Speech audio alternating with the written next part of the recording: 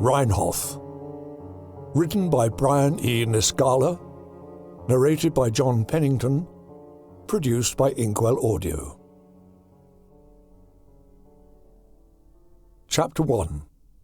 Court.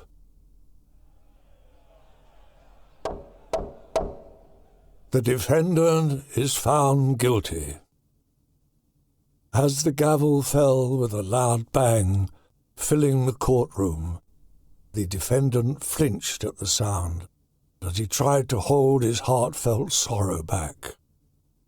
He slouched down, and as the curve of his back met the chair, the gavel, seemingly in slow motion, hit the judge's desk one more time.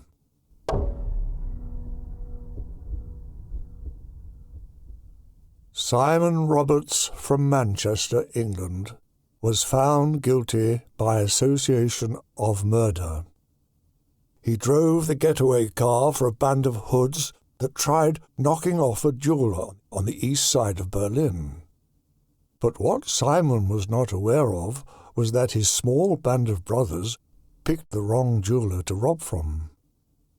The jeweller was well armed with a ferocious temper, a seemingly small detail that was left out of the planning. Simon sat motionless as he slipped away from the moment to the night that ended him in court. Simon slowly drove the car up to the front of the jewelry store. The cobbled road was almost right next to the store, with only a very narrow, mist-covered sidewalk in between.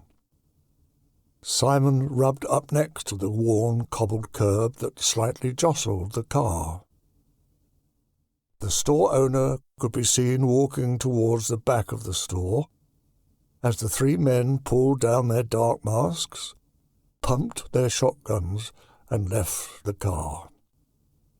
Simon, with no mask, just a sweat-stained Manchester United ball cap that he pulled down to help cover his eyes, slouched in the front seat just to be slightly out of sight. Gunfire broke out almost immediately, as if the jeweller had been expecting them. The would-be jewel thieves opened fire at the first sign of the jeweller's rage as he reached for his gun. But it was too late for all of them. The three thieves each got mortally wounded in the crossfire. One of them did get off an important shot that mortally wounded his victim, who breathed his last breath.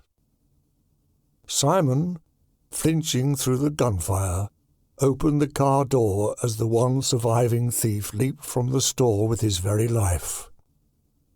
He fell just short of Simon's getaway car. Simon could hear the distinct, loudening sound of the Berlin police coming closer. He blinked, wiped his face with his bare but sweating hand, and dropped the car in drive as he saw his last remaining brother lying on the wet pavement, taking his last gasp of life, with his hand reaching out for Simon to save.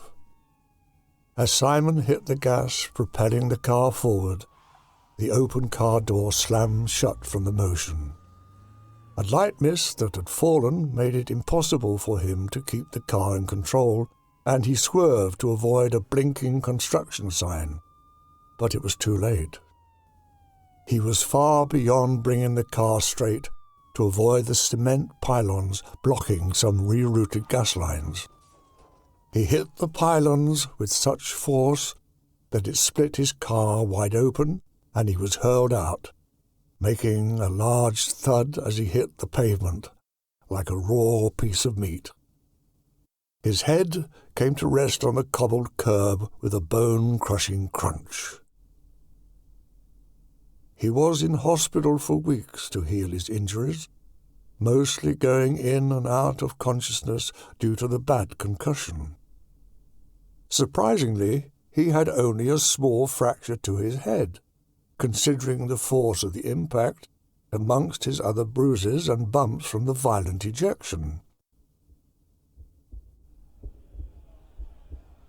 Simon blinked back into reality. He leaned forward towards his lawyer, a seedy-looking man who, obvious as a state-appointed attorney, looked as though he had forgot his razor, and a bar of soap for that matter. "Where am I to go now?" Simon asked. His lawyer, clearing his throat, leaned in close to him and said, "The Rhine." His breath made his nose hairs curl. Simon pulled back and covered his hand over his nose and mouth and muttered to his attorney again. "What is the Rhine?" Simon inquired, still covering his nose. The dirty attorney just leaned back and showed his gnarled teeth. So bad it almost appeared a worm crawled between each molar. Simon would find out soon enough.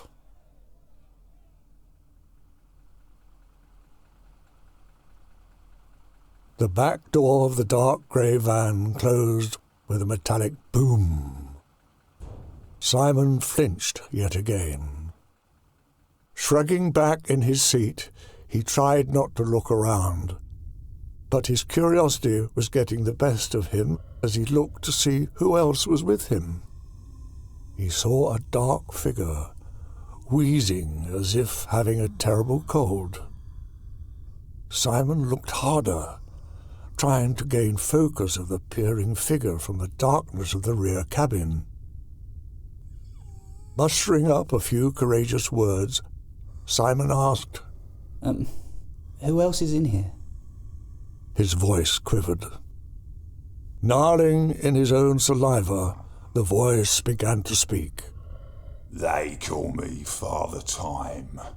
As he leaned forward into the dim light, wiping some of the saliva that was dripping from a scar in his lip. The man hesitated. He paused for a moment as to recognize Simon. "Siegfried, as named by my birth parents. Siegfried Ermacher, at your service," he said, ironically, as he stuck out his hand. It was in shackles, but oddly with some sort of other mechanism that looked mechanically geared and clumsy. Simon was not sure what to do. He was trying not to stare, but he found his eyes dwelling on the strange shackles with the outreached hand and the scar where saliva seemed to drip out of. "Oh yes, my name is Simon. Simon Roberts." Simon hesitated, wanting to add, "as my birth parents named me," but felt it would be off-colour considering the events both were going through. Not to mention there was no room for humour in their predicament. After a brief handshake, Siegfried leaned back into the darkness once again. "Oh yes, Simon Roberts, the botched jewellery heist getaway driver. Yes, dreadful event, that whole matter. How is it you survived the whole thing?" he asked, wiping some more drool coming from his scarred lips. Simon was still peering into what light was present at the weird device on Siegfried's wrists. Trying to contain himself, but visibly not hearing the question, he asked, "Not to be rude, but what is that gear thing on your shackles?" Siegfried leaned forward, with his shackles almost right into Simon's face.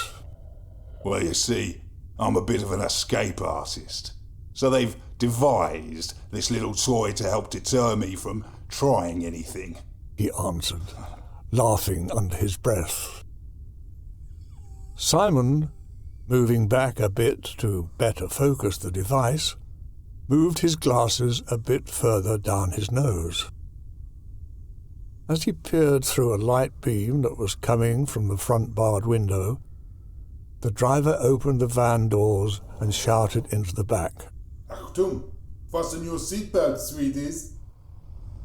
With that, the van lunged forward, and the small barred window that gave light was slammed shut as the sheet metal slide slid across.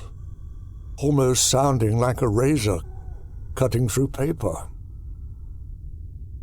Simon tried to peer for any whisk of light to better see, but it was hopeless. Siegfried had already slipped back into his seat, gnarling at his saliva drip, and Simon, he too just kind of faded into his seated position.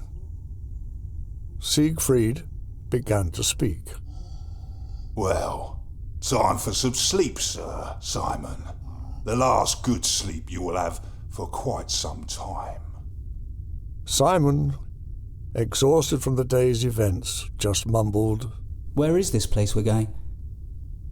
Siegfried, in a chuckle, answered, It is not where, but what. Simon fell asleep as the rhythm of the tires drowned out any other audible noise.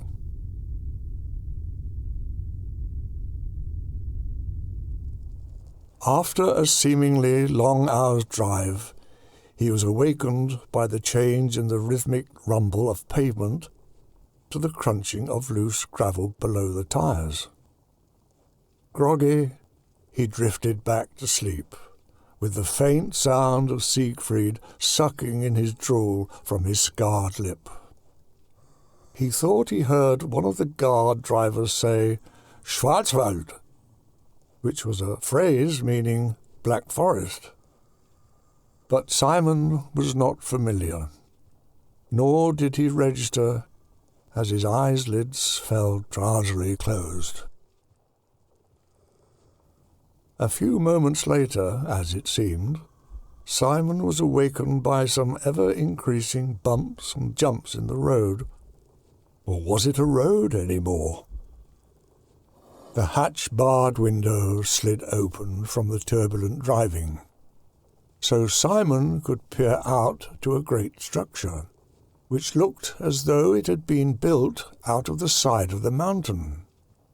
The half-moon glow hung over the structure on the clearest of nights, yet a low-lying fog seemed to form in the headlights of the van. As he leaned more forward, peering into the driver compartment, he could see the clock showing it was well after 4 a.m.